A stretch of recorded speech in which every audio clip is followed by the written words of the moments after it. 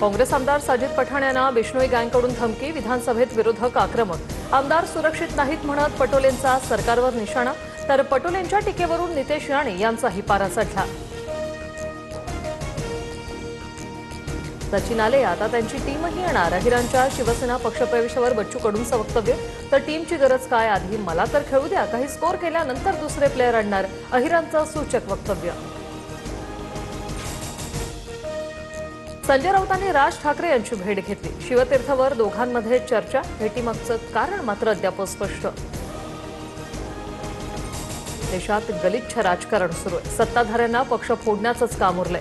तामिळनाडूत टीव्हीकेचे आमदार फोडण्याचा प्रयत्न झालाय, एक दिवस भाजपमध्येच ऑपरेशन कमळ होईल, संजय राऊतांचा दावा।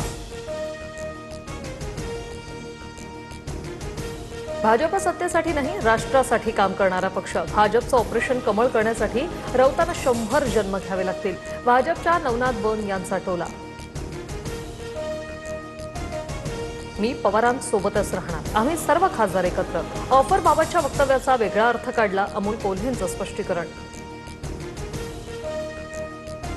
पालकमंत्रीपद आम्हालाच मिळणार, भरत गोगावले रायगडचे पालकमंत्री होणार, आमदार महेंद्र दळवींचा दावा।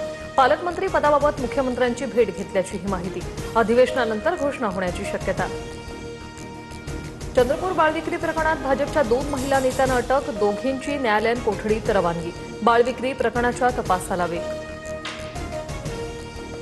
केतन अग्रवाल हत्याकांड प्रकरणात आरोपी सियाच्या घरी झाडाझडती, सियाचे कपडे, मोबाईल, इतर गोष्टींचा पंचनामा। केतनच्या मोबाईलचीही फॉरेन्सिक तपासणी, सियाने डेटा डिलीट केल्याचा पोलिसांना संशय।